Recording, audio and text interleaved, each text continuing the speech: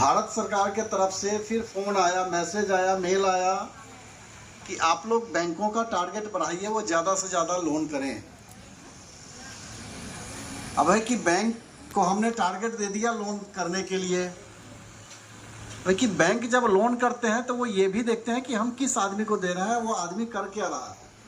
तो बैंक के नियम कायदे को आपको पालन करना पड़ेगा। जैसे एक बात आई कि इंश्योरेंस की दिक्कत होती है, तो बैंक जितना भी फाइनेंस करता है किसी भी चीज़ का भी, एक दो चीज़ों को छोड़ के जहाँ पे कोई भी एसेट क्रिएट नहीं होता है, कोई चीज़ खरीदा नहीं जाता है, किसी चीज़ का निर्माण नहीं होता है, वहीं पे इंश्योरेंस नहीं होता है। जैसे personal loan generally government employ को दिया जाता है या बड़े बड़े कॉर्पोरेट एम्प्लॉय को दिया जाता है। पर्सनल लोन में वो जो मर्जी खरीदे, उसमें इंश्योरेंस की ज़रूरत नहीं होती है। बाकी जितना भी चीज़ जो बैंक के पैसे से, चाहे अगर किराना दुकानदार है तो वो किराना दुकान का सारा सामान खरीदेगा, उसका इंश्योरेंस कराना ही कराना है।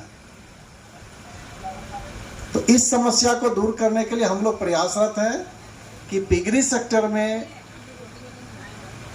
पोल्ट्री सेक्टर में जो समस्याएं आ रही है, इंश्योरेंस कंपनी से बात किया जा रहा है, उसका हल निकल जाएगा। तो आप लोगों से निवेदन है कि जो भी किसान, जो भी फार्मर इन सब सेक्टर में काम करना चाहते हैं, बड़े बड़े फार्म के रूप में, क्योंकि छोटे से काम चलने वाला है नहीं। किसी को 1 लाख का लोन मिल जाए, 2 लाख का लोन मिल जाए, उससे हमारा टारगेट पूरा नहीं होगा, उससे बहुत ज़्यादा विकास नहीं होगा। कोशिश कीजिए कि बड़ा बड़ा छोटा भी करें और साथ में बड़े बड़े काम करें। कोई 100 पिग का पालन करे, कोई 200, 500, 1000 ऐसे करे तो वो ज़्यादा अच्छा रहेगा। और इंश्योरेंस कंपनी भी पेंशन स्कीम में थोड़ा ज़्यादा पैसा जमा करना पड़ता है, ज़्यादा पैसे वालों के लिए वो भी स्कीम है, और बहुत जो गरीब तबके के लोग हैं उनके लिए अटल पेंशन योजना है।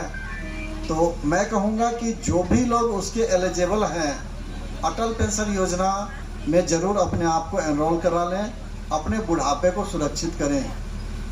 वहाँ पे आपको अपने बच्चों के आगे हाथ फैलाने की ज़रूरत नहीं पड़ेगी, क्योंकि सरकारी नौकरी वालों को भी पेंशन तभी मिलता है जब उसके सैलरी से 10% हर एक महीने कट के जमा होता है खाते में। सरकारी नौकरी वालों का भी 10% उनके सैलरी से कटता है हर एक महीने, फ्री में नहीं मिलता है किसी को पेंशन। तो इसलिए आप लोग, जिन लोगों को सरकारी नौकरी नहीं है, वो भी उनकी तरह का फ़ायदा उठाएं। अपने पैसे में से 10% ही, यही मान के चलें कि जितना आप डेली कमाते हैं उसके हिसाब से 10% बचाएं, महीने का उतना पैसा जमा करें और अपने बुढ़ापे